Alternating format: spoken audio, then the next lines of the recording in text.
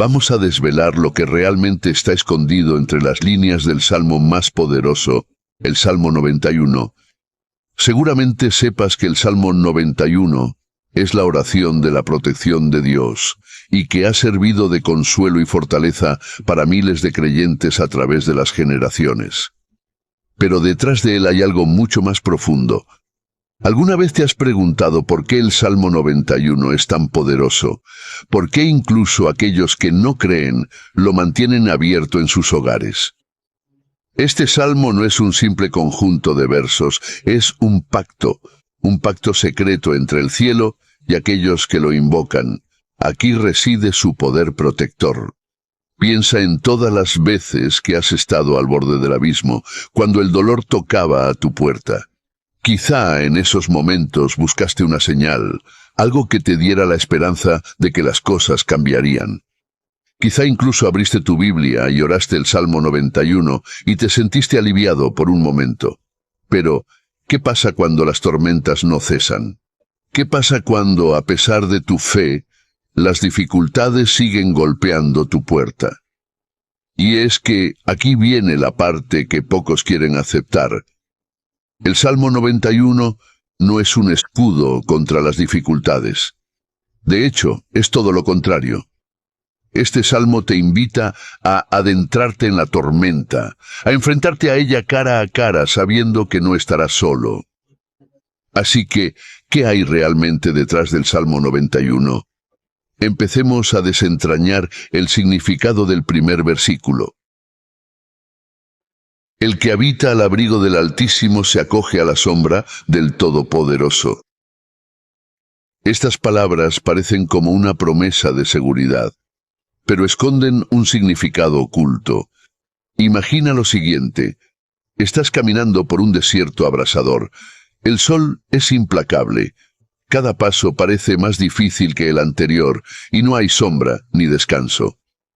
Tu cuerpo empieza a debilitarse, el calor te consume. Justo cuando piensas que no podrás continuar, ves una sombra.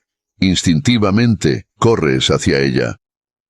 La sombra solo te da un alivio momentáneo, y sin embargo, ese momento es suficiente. Lo que antes era insoportable, ahora parece manejable. Esto es lo que el versículo realmente quiere decir.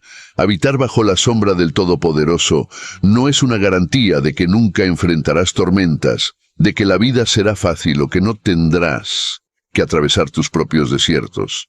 Es mucho más profundo. La clave está en la palabra habitar. No es un refugio temporal, no es una visita ocasional. Es una decisión de vida. Este versículo no es para quienes buscan una salida fácil. Es para quienes están dispuestos a permanecer, incluso cuando las cosas se vuelven oscuras y difíciles. Habitar al abrigo del Altísimo significa aceptar que aunque el caos continúe afuera, tu alma encontrará descanso bajo su sombra. Pero no todos pueden encontrarla. No porque Dios la oculte, sino porque para hallarla debes atravesar un umbral que pocos están dispuestos a cruzar, el umbral de la rendición total. Para vivir bajo esa sombra, debes soltar todo lo demás. Y ahí es donde la mayoría falla. Porque el Salmo 91 es un pacto de protección, que requiere una entrega inquebrantable. Pero hay algo más escondido en este versículo, algo que no muchos ven, y es que la sombra del Todopoderoso no es solo protección, también es una prueba que pocos superan. Habitar bajo el abrigo del Altísimo no es para los tibios, no es para los que solo buscan consuelo temporal. Es para los que están dispuestos a enfrentarse a sus peores miedos, sabiendo que, incluso cuando todo falla, esa sombra estará ahí, inquebrantable. Piensa en esto. En el Antiguo Oriente la sombra era un símbolo de vida, de protección frente al sol abrasador, pero también era un lugar de intimidad, de cercanía. Al acogerte bajo la sombra del Todopoderoso, estás entrando en una relación más profunda con Él, una relación en la que no puedes esconderte. Estás expuesto, vulnerable. Es en ese lugar donde tus miedos, tus dudas y tus más oscuros secretos salen a la luz. Y justo cuando crees que esa sombra te dará alivio, te das cuenta de que también te está transformando. Aunque para muchos esa transformación es aterradora, porque cuando te acercas al Todopoderoso no puedes seguir siendo la misma persona.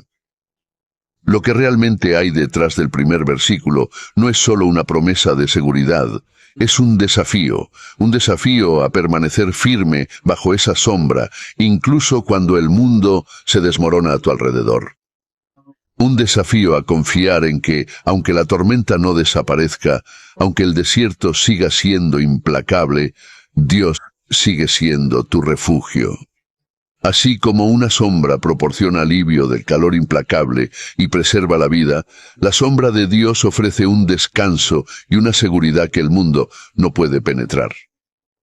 Así, el Salmo 91 comienza con una invitación a entrar en un lugar de seguridad divina, un llamado a vivir en una relación profunda y constante con el Creador, donde encontramos nuestro verdadero refugio y fortaleza.